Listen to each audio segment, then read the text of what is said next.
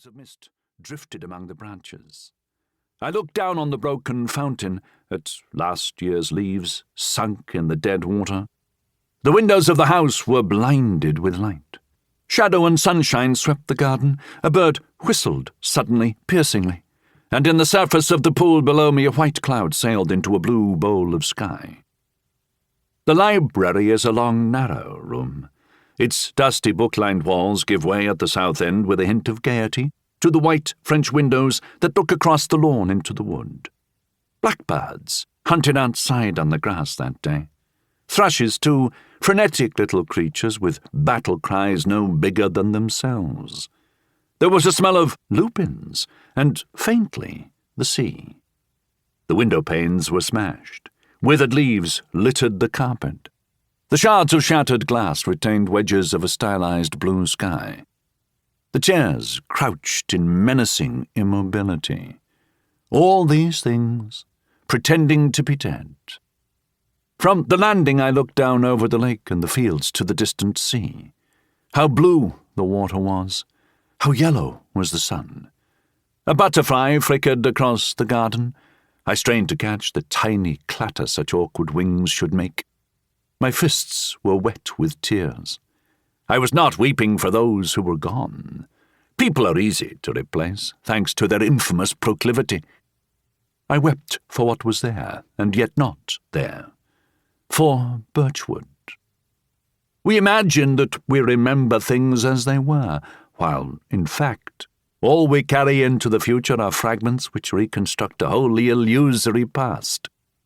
That first death we witness will always be a murmur of voices down a corridor, and a clock falling silent in the darkened room. The end of love is forever, too, spent cigarettes in a saucer and a white door closing. I had dreamed of the house so often on my travels that now it refused to be real, even while I stood among its ruins. It was not Birchwood of which I had dreamed, but a dream of Birchwood, woven out of bits and scraps. On bright summer mornings the rooms were alive with a kind of quick, silent suspense. The toys and teacups of the night before, exactly as they were left, and yet utterly changed. A moor hen's panic-stricken flight across the surface of the lake at evening seemed to crack the landscape in half. When the wind blew from the east, the chimneys sang. These things, these madeleines, I gathered anew, compared them to my memories of them, added them to the mosaic, like an archaeologist mapping a buried empire. Still, it eluded me, that thing in itself, and it was not until I ventured into the attics and the cellars, my favourite haunts, the forgotten corners, that the past at last blossomed in the present. I paused on the back stairs at twilight, by the potted palm before the door with the green glass panels, and the years were as nothing.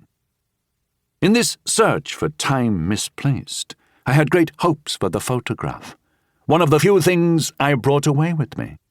Printed in yellowish-brown tints, with a white crease aslant it like a bloodless vein, it was of a young girl, dressed in white, standing in a garden, one hand resting lightly on the back of a wrought-iron seat. Mamma said it was a picture of her as a child, but I could not believe that. Half of the scene was in sunlight, half in shade, and the girl with her eyes closed leaned from the dark into the light, smiling blithely, dreamily, as though she were listening to some mysterious music. No, I knew this girl was someone else, a lost child, misplaced in time, and when I returned, the picture had inexplicably altered, and would not fit into the new scheme of things, and I destroyed it. Thus, always, I am surprised at the difference between the way things are and the way, before I find them, I expect them to be.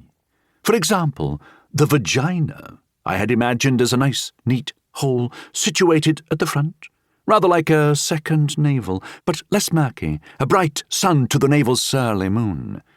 Judge, then, of my surprise and some fright when, in the evening wood, tumbling with Rosie through the lush, wet grass, I fingered her furry, damp secret and found not so much a hole as a wound underneath, uncomfortably close to that other baleful